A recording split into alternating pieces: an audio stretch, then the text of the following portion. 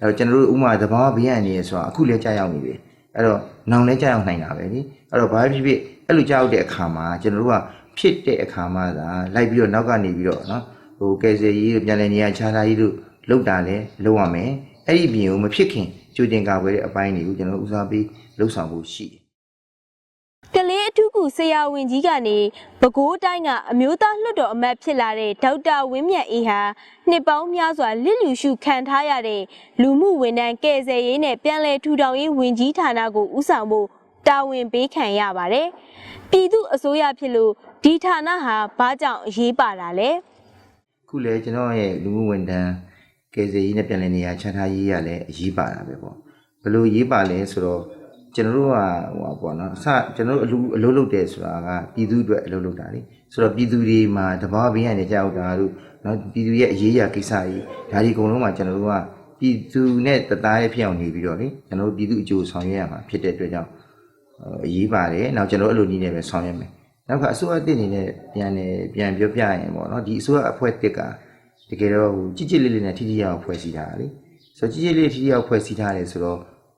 ထိထိရောက်ကျွန်တော်တို့ကဆောင်ရွက်ဖို့လိုတာပေါ့ထိထိရောက်ဆောင်ရွက်ဖို့လိုတယ်ဆိုတော့ကျွန်တော်ဝန်ကြီးဌာနမှာတာဝန်ယူတဲ့အခါမှာ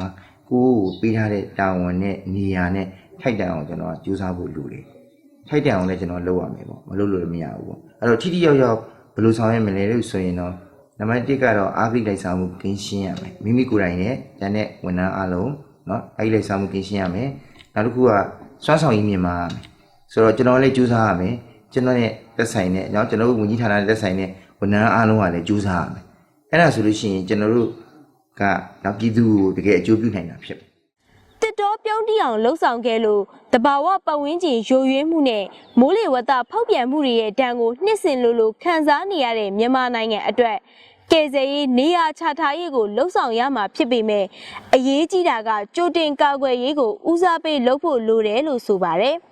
ကြိုတင်ကာကွယ်ရေးဘယ်လိုလုပ်သင့်ပါသလဲ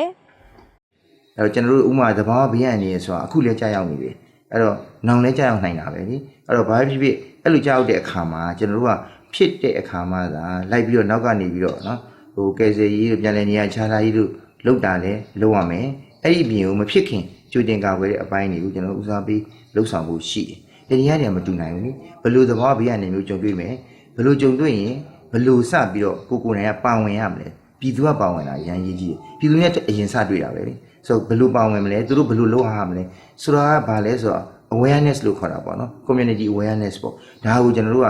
လှုပ်ခြင်းအပြင်ကာကွယ်တဲ့အပိုင်းမှာကျွန်တော်တို့အားဆိုင်မယ်အဲ့လိုအားဆိုင်ခြင်းအပြင်ကျွန်တော်တို့တကယ်တမ်းနော်ကယ်ဆယ်ရမယ်လို့နော်ပြန်လည်ထူထောင်ရမယ်ဆိုတော့နေရာတွေမှာအလွန်သက်သာပါမယ်ဆိုတော့ကျွန်တော်တို့အဲ့ဒီပုံစံနဲ့ဆောင်ရွက်မယ်လို့စိတ်ကူးထားပါတယ်မြန်မာပြည်သူတွေကတော့နိုဝင်ဘာ10ရက်နေ့ကသူတို့ဆုံးဖြတ်ခဲ့တဲ့ရလက်ကြောင့်ထွက်ပေါ်လာတဲ့အရက်သားအစိုးရပေါ်ကျေနပ်မှုတွေရှိနေကြပါတယ်အထူးသဖြင့်တော့လူထုခေါင်းဆောင်ဒေါအောင်ဆန်းစုကြည်ရဲ့တိုင်းပြည်အပေါ်ထားတဲ့စေတနာနဲ့မေတ္တာကိုတန်တရားလုံးဝမရှိကြတာပါအဲ့ဒီအစိုးရမှာပါဝင်ရတဲ့ဒေါက်တာဝင်းမြတ်အေးကပြည်သူကိုအခုလိုပဲမေတ္တာရက်ခံခဲ့ပါတယ်ပြည်သူပြောချင်တာကတော့ကျွန်တော်တို့အစိုးရအဖွဲ့တစ်က